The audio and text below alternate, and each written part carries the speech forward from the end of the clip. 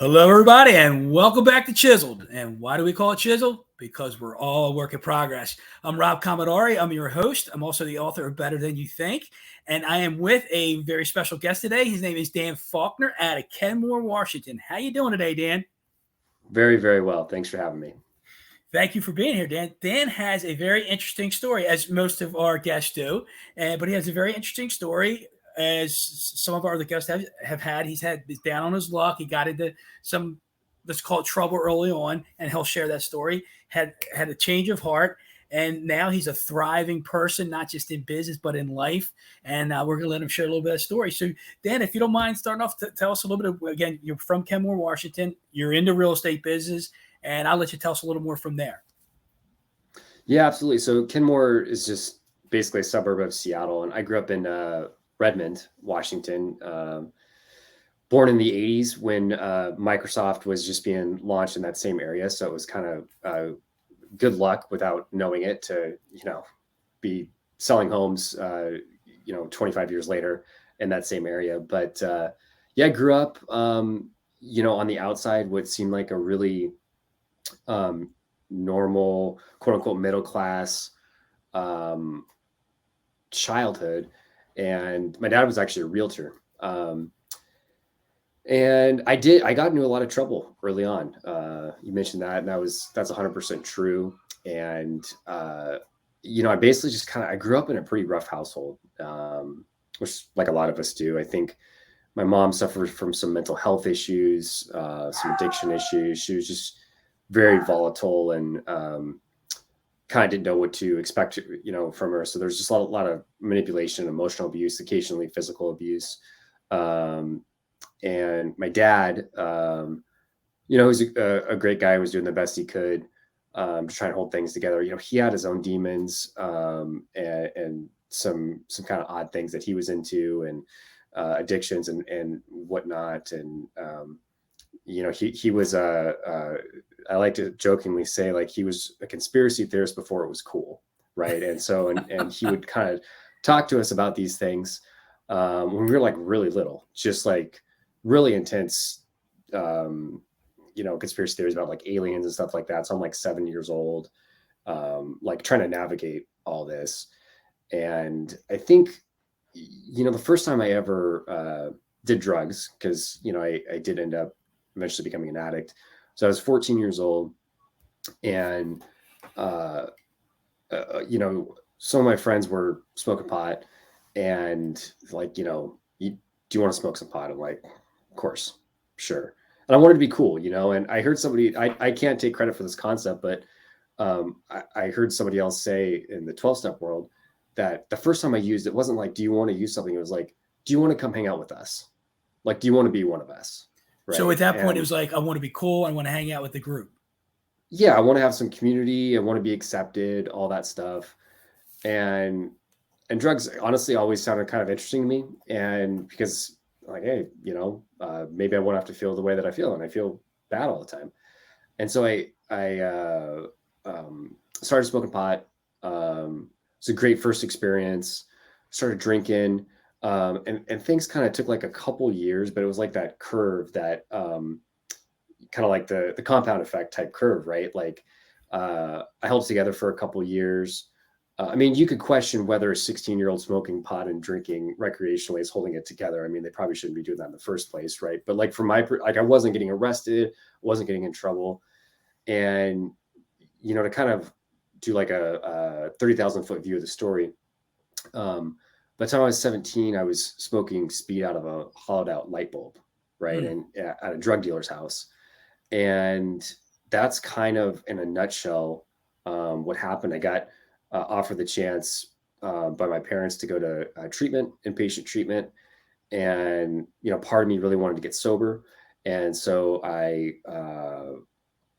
was of two minds. Like, one part of me wanted to keep going. And honestly, I've had people recently ask me, what did you, like, when you were in high school, what did you think you were going to do? I'm like, I thought I was going to be dead or in prison. I really did. And so I was like, either something really bad's going to happen to me, or I'm going to try and get sober. And I went to treatment. I had a couple false starts after I went to treatment, but ended up getting sober 20 and a half years ago. So what was it? Was it an instance in time that said, you know what, I need to do this, or you got to a point where like I'm tired of feeling this way, I need to go to treatment? Was it one of those two things? It was a couple of things. It wasn't just like one moment. There was a series of moments, and part of it is I was just tired. I was sick and tired of being sick and tired. I was sick and tired of not having hope. Um, I just felt crappy all the time. I couldn't get a day clean and sober. I'm like, this is a problem.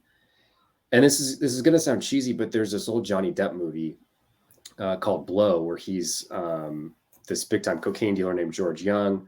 It's about like the cocaine trade with Pablo Escobar back whenever that was. Um, and there's a scene in the movie where Johnny Depp's in jail. His dad's dying of lung cancer, and he has to write basically his last words to his dad. It was either on an audio tape or on a note. I think it was on an audio tape. And it has a scene of his dad just sobbing, just listening to this tape of like his son's last words to him. He's never going to see him again. And I'm like, man, that is going to be me. And just the thought of putting my dad through that was just a lot. And I didn't decide to get sober that day, but that memory really stuck with me. Mm. And then was you said the memory? So was it painful to think I could do this to somebody else, or you were just in so much pain? You're like, I'm hanging on to that to I guess put a band-aid on the pain, maybe, or to cover the pain, or I don't want to cause somebody else pain. It was that I didn't want to cause anybody else that type of pain. It was just too much to really, think about that, Yeah. So you've come a long way. So that's what you said. It was 20 and a half years ago, right? 2002. Yeah. Wow. And so now you've been sober for 20 years, but I want to take you back to something you said. You said that you got tired of not having hope. So whether somebody's addicted to drugs or they're addicted to work or they're addicted to whatever addictions they may have, some people have those addictions because they don't have hope to get to the new beginning or to get to the new place. So when did you start feel like you had hope? When did that feeling start? I think it was when, partially I went to this 28-day treatment program inpatient, right? And I hadn't been like my body had not been clean from drugs and alcohol for like a year and a half. And I started detox a little bit, and I started to feel a little better physically and mentally and emotionally. And then I felt so bad about all these things that I had done to these people and friends, family, an ex-girlfriend in particular. And I'm like, all these things that I've done, they're all because I was drinking and using. Like it wasn't, I'm not absolving myself of responsibility, but I'm like, man, I wouldn't have done these things, I'm guessing, if I was sober. And so I'm like, oh, like I don't have to be this person anymore, but I just have to not drink and use drugs anymore, which is the hard part. But it was like kind of a glimmer of hope that like, oh, I can take it. I have the capacity to choose a different path. So I think that was kind of the first glimpse of it I had. And then once you started finding hope or feeling that glimmer of hope, did you start getting more energy to like, hey, I want more of that. I want to see more of that light, so to speak. Yeah, man, I was lit up. I mean, getting out of treatment, and I was like, still it was my senior year in high school, and I had stopped going to class, so I didn't know if I was going to graduate or what was going to happen. I'm like, man, I'm going to finish this deal. I'm going to go to college. I'm going to clean my life up. And it was a huge amount of energy that in hindsight was not all positively generated. Cause a lot of it was like, I'm going to prove to the world that I'm not a screw up. You know what I mean? And I'm going to show them. And, I had an 8th grade teacher tell me that if I didn't clean it up, that I was going to end up a janitor at the school and that I'd never go to college. And so I still remember that. I was like 15 years old, right? So it was like a long time ago. And I was so pissed about that. I'm like, I'm going to go to college just to show her, right? And so there's a lot of energy kind of came from that whole thing. You said you were lit up. I don't know if that was a pun or not. I had to throw that in there. Inadvertent, right? I Yeah. was lit up sober. Lots of coffee, I guess. Yeah. I don't know. When you said that, I was like, that was a good line right there. But anyway, so you said you had to prove to these people, right? So then, like, you were 15 at the time because you got into real estate at an early age as well. How old were you got into real estate? I was 22. 22. So, okay. Yeah. So now that you're 15, you got to prove to somebody something. You went to college, you get out of college, you got into real estate, I guess, right out of college, right? Yeah, I did well in college. I was surprised to find out that I wasn't stupid. If I just didn't drink and do drugs, like I got good. I just showed up. I got good grades. I'm like, wow, this is amazing. And I had no idea what I wanted to do. It was 2006, and the market was really good. My dad had been in the real estate business a long time, and I'm like, I'm gonna give this a shot. And I started off calling expired listings. I actually got an appointment on my 22nd birthday. That's how hungry I was. I'm like, I'm done with college. It's my 22nd birthday. I'm going to get out there and I'm going to pound some phones. So I'm going to go back to that proving thing. So you had to prove somebody wrong or prove somebody different when you were 15. Now you get into real estate. Now, did you feel like I got to prove something to myself, or were you still in the mindset, I got to prove something to others? I think it was both. In all those personality tests for like extrinsic or intrinsic motivation, I'm very intrinsically like motivated, like by myself. So I think it was like proving to myself that I'm not a screw up, and just proving to, it was both, proving to the world and myself. And so you got into real estate and you started doing the expireds, you said, but you were really driven in real estate, and you did really well, correct? Yeah. I mean, for, a baby-faced 22-year-old, you going on expired listing appointments, which, as you know, I mean, there's 10 other agents competing on those listings, right? Like, you're not alone on that. And yeah, I mean, I got rookie of the year my first year, and the recession happened a couple of years later. It probably took me like 5 years to really get some like good momentum. But yeah, I mean, I would say I had reasonable success in the beginning, just I think from sheer effort and will. I think you're being a little humble there too, because you do that. You've done well. You've done very well. But so let's you said you were driven, and like you got to a point in our previous conversation that it was real estate, and it got you a little stressed out, did it not? It did. I'm glad you brought that up. I really wanted to talk about my existential crisis / burnout meltdown. Yeah. So I'm like, this is 2015. I'm like 9 years in the business at this point. Super successful. I, won 30 under 30. I'm doing all these deals. I think that year I did like 80 deals, and, this is not an 80 deal type market in Seattle. Like, agents do less deals and it's higher sales price, right? So I'm like just crushing. I'm on the board for this nonprofit that helped me out when I was a teenager. I'm president of my BNI group. Like, I'm just like, I'm the man, right? And I stand up at BNI one Friday morning, and I stand up to give my 30-second commercial, and just like, blah, blah, blah. Like, it just fumbled. Like, the words just didn't come out, and I felt like I was going to burst into tears. And I'm like, what the heck is going on? And I kind of fumbled through it, sat down.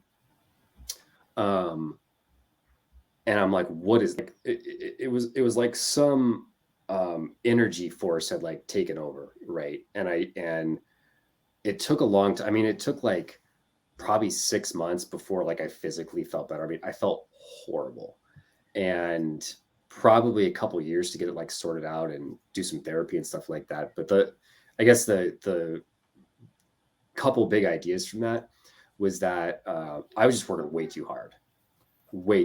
And I was just obsessed with success at any cost, and just was not a balance. We talk about the 5 circles in the Buffini world. Like, I was like a 2 or 3 dimensional person. Okay. And I also had some unresolved trauma. Just, I thought trauma was for war veterans, right? I'm like, what I experienced as a child was not good, but it wasn't trauma. And it turns out it was, and I had to really kind of flesh that out through therapy and some other things over the course of several years. I mean, I'm still chiseling it out, man. I am. So there you go. It's just a lot better than it was. Better than you think, right? Yeah, exactly. What do you call it? A shameless self plug there. There you go. Anyway, I want to go back to when you're in BNI. You're in BNI, and these words just come out of your mouth. And you said you felt horrible. Now, two things. One, when that happened, did you know what was working on you or in you when that happened?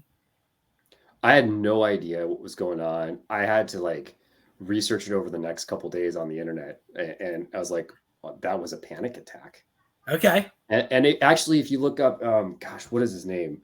Dan Harris, Okay. the 10% happier guy, had a panic attack on Good Morning America. He was an anchor, I remember that. and it's on YouTube. And I will tell you, like when you watch it, you know, the average person who's ever had a panic attack will look at that and be like, I don't see what the big deal was. But I'm telling you, I know exactly what he felt, and it was horror. And it's just, it's like it's really hard to explain, but it's like you can't get the words out, and you just feel like in every cell of your body is just gonna freak out, basically. So when you said you felt horrible, was that physically, or was it like, I felt I'm just so strung out from this working and stressing myself out in business, or was it mentally too? It was all of it. It was all of it. Yeah. And so it took, you said, about 6 months to work through that, some counseling and therapy and whatnot. And so looking back, do you feel that part of that panic attack, part of the addiction, do you think that's all part of Dan becoming who he's become or becoming? 100%. I mean, I wouldn't, you know, there was a long time where I was like, I wish that panic attack never happened. I wish I would have, you know, managed myself differently leading up to that so it didn't happen. But I'm really grateful for it now. And it's just one of those things I wouldn't change. And it's just it's like forced personal growth.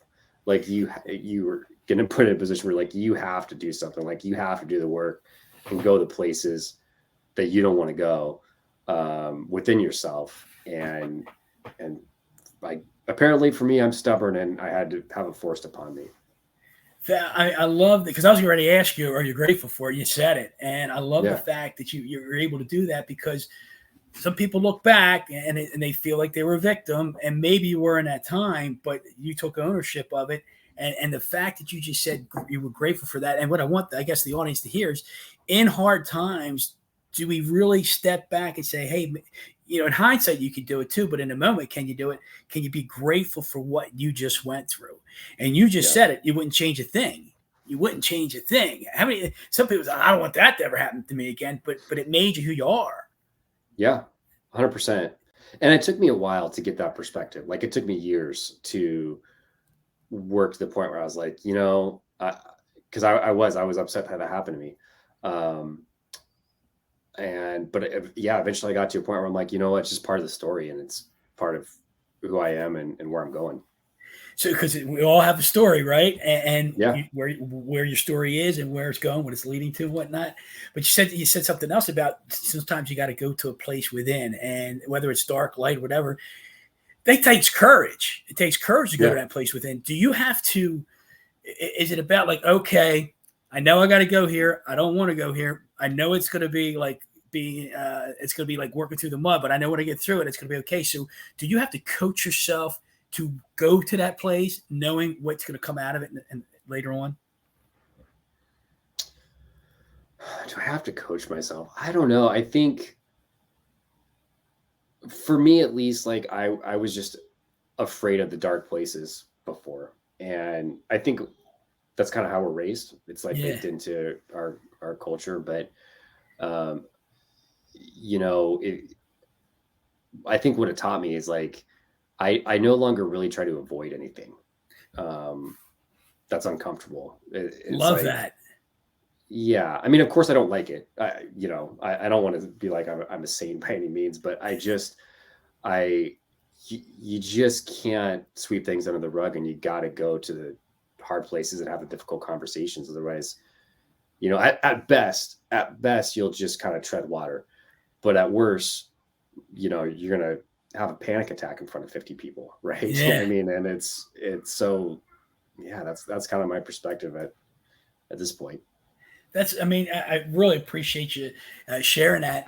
And when we spoke last time, again, you were into the 30, was it 30 or 30, or I forget what you called it, 30 under 30, 30 over Yeah, 30 30. and 30 through the National Association of Realtors. It's a while ago now, but And you and you're doing really well, but now you're stressing out. And there was a point you told me that, you know what, I got to surrender. I got to let yeah. some of this go. Can you share a little bit more about that and what it meant to you to be able to step back and say, you know what, it's time to surrender? Well, it's just exhausting trying to control everything all the time, right? And as a type A, or I'd say a recovering type A person, like, you know, I found in many situations I'm good at controlling situations. And if people listen to me, I'm like, hey, do this, I'll do this. And things a lot of times work out well until they don't. And of course, there are times where like you have to lead and you know exert your will and things like that. But by and large, life just goes a lot better when you stop trying to control everything and you just surrender to. You can call it God, you know, you can call it, you know, the universe. You can call it whatever you want, but it's just surrendering to what is and to the way things are, and to just instead of fighting the current all the time, um, you know, just sometimes you just got to get out the inner tube and just flow down the river, you know, and you know that's true. That was true not only in getting myself out of like that whole panic attack crisis mess, but it's true in getting sober too. I mean, they talk about that in the 12-step world, like your own best thinking got you here. You know, nobody tries to get sober and all their bills are paid and their wife's happy with them or their husband's happy with them. The kids think they're a model parent. They're excelling. Like no, like nothing. Very few things are going well for people when they try to get sober. And so, and the crux of the whole 12-step world is that you surrender to a higher power of your own understanding. And, you know, a lot of that for me was just, you know, I had to quit playing God. That's interesting right there. Quit playing God. I love that, because when you're playing God, you feel like you're the guy that's in control. You feel Yeah. like you're the guy that can do anything, handle anything, and be anything. And then you said, I got to quit playing God. So now, is God playing God in your life? I try, man. I mean, I will sometimes go days or weeks when I'm like just teeth gritted, you know, this is the way that it's going to be. And, um, and then I kind of, something happens and I kind of get snapped out of it. I'm like, oh, like, yeah, I need to do my part and do the next indicated step. But it's like, I just got to kind of let go, and however the situation is going to turn out, you know, it's how it's going to turn out. So I try and let God be God, and, you know, me just be, you know, play my part, you know? Have you found it easier over time, or have you recognized situations over time quicker or earlier that you need to let go and surrender? Yeah, for sure. Yeah, and when you reckon, like, because like it's like you went through this, you realized you had to surrender, you went through this journey in real estate. Now it's like, all right, am I feeling this stress now? And okay, God's talking to me. He's talking to me. He needs me to let go. He needs me to let Him be in control. Do you experience that? Yeah, 100%. And I was just thinking that, you know, just from like a business and real estate perspective, I remember um, going to, I don't know if you remember these, but the referral workshops with Rick DeLuca. You remember Rick DeLuca? Oh yeah, yeah, yeah, absolutely. I love that guy. And he said something to me that changed my entire sales career and probably like turned my career around. And he said, um, basically the concept was to focus on activities and not results. And that's kind of surrender right there. It's like, you know, I know no matter what, I can go make 10 calls a day or do whatever I need to do. I have no idea what the response is going to be. I don't have really any control over it. You know, I don't know if a lead's going to come in or client's going to call or what. Um, but I can for sure make these 10 calls. And that really just kind of blew open my business world. So instead of focusing on the end result, just focus on what Yeah. I need to do to get done today, and let the results pan out for what they are. So how do you apply that in life? Well, you just talked about it from a business sense. How do you Yeah. apply that in life?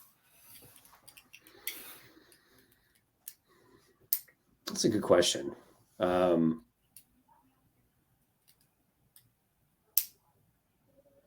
Yeah, I think like so like an issue that I'm dealing with right now is we have a baby coming next month, and Congratulations, by the way. thank you. Thank you. Yeah, it's our second kid, and the first labor and delivery was not smooth at all.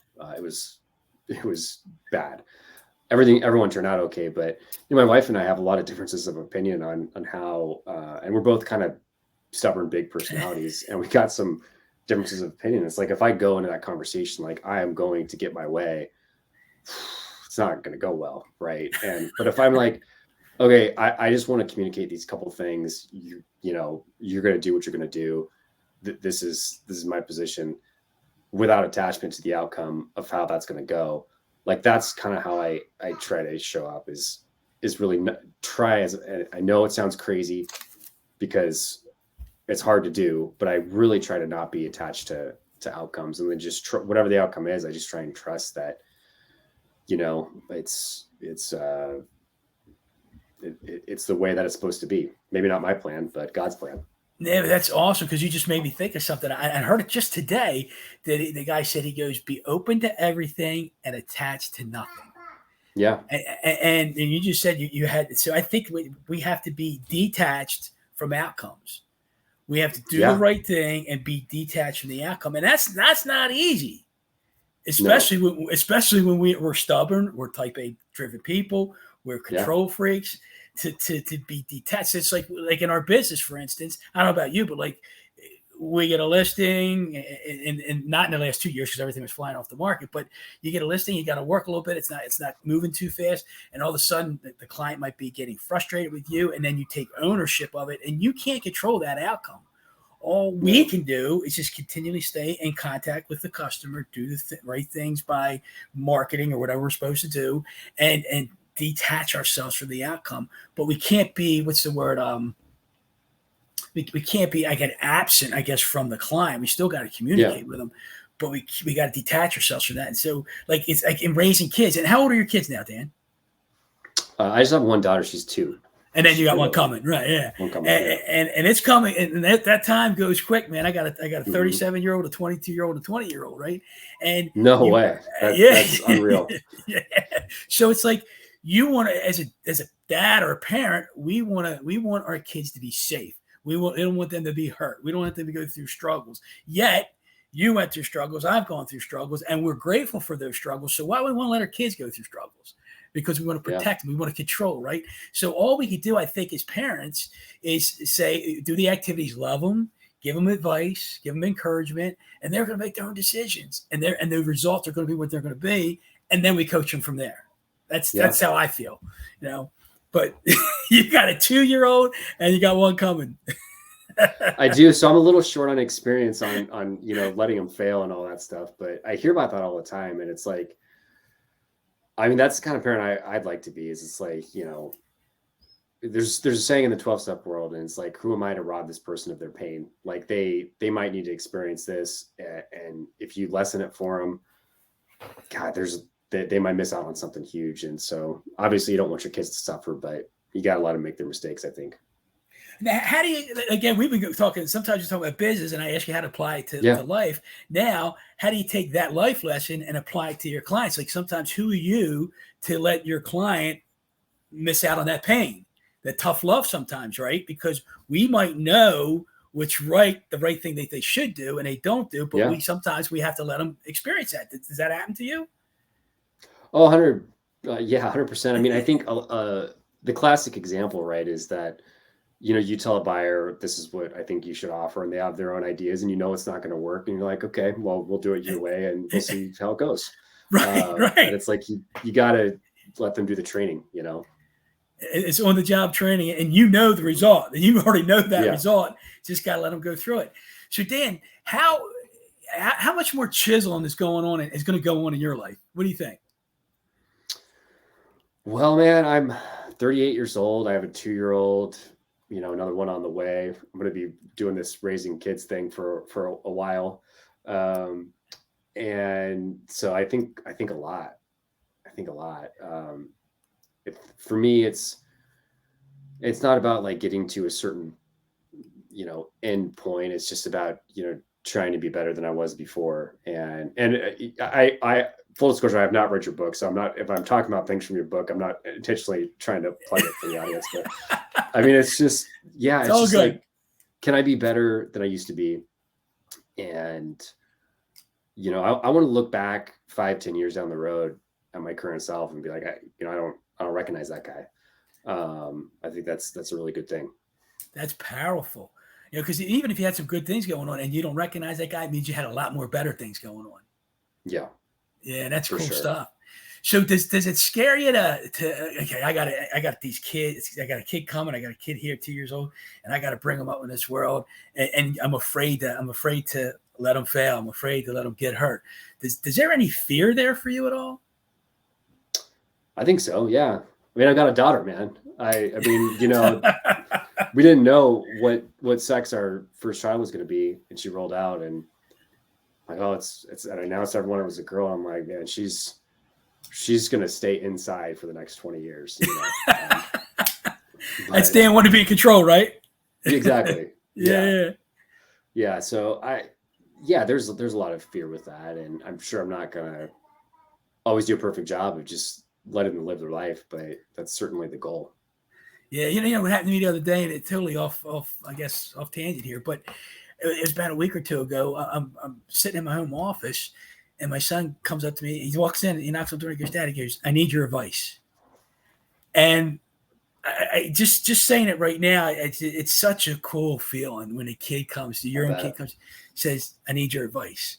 And we butted heads over the years, and we talked. Him and I did a podcast. My daughter and I, we butted heads, but it's so. I look forward to the day when your kid comes to you and says, "Hey, Dad, I need your advice." It'll be that'll be a great day. Yeah, that'll be a great day. And so, are your parents still living? I'm sorry, I shouldn't. Yeah, they are. I don't have a strong relationship with them. It's it's a tough situation. It's a really tough situation, but they are still alive. Because I was just going to say, I said, like, I just thought about just now as we're talking here. When's the last time I said, "Hey, Dad, I need your advice"? And it just hit me. Just hit me there. I'm like, maybe I need to do that. Maybe if there's any way to repair that relationship for you, it could be there in the future. But at least be there for our children and be that sounding board for them. So that's cool stuff. Dan, I'm so grateful for you. I'm so grateful to get to know you a little better because we talked in a previous conversation, and we've known each other, but we really haven't known each other. Yeah. And just doing something like this, having a couple conversations, getting to know you, and you're going to inspire a ton of people here because you were able to push through this and you've seen the light, and now you're better, Dan, because of it. And you're not all like, look at me. You just know that I have to surrender and let things be what they are. And that's so like, it's where mature. It's so awesome. It's so admirable to be able to pull back and say, you know what, I got to let God be God, and he'll handle things for me. So I admire you for that. So thank you for sharing that. Yeah, absolutely. I mean, I really try to make it, the center of my life, and I don't always do a good job, but the intent's there. But that's because you're flossing. You're flawed and you're awesome, so you're flossing. There you go. So, hey, Dan, if somebody wanted to get a hold of you in Kenmore, Washington, how would they do that? I'm all over the internet, on social. I think my Facebook's Dan Faulkner Jr. If you just Google my name comes up. Website's Dan Faulkner Group. I think my Instagram's the Dan Faulkner Group. So I'm not hard to find. There you go. Dan, thank you so much for being with us today. Thank you for being an inspiration to so many others. And oh man, it's been a pleasure. And like I said earlier, I'm so glad I had the opportunity to talk to you today. And until next time, everybody, let's go get chiseled.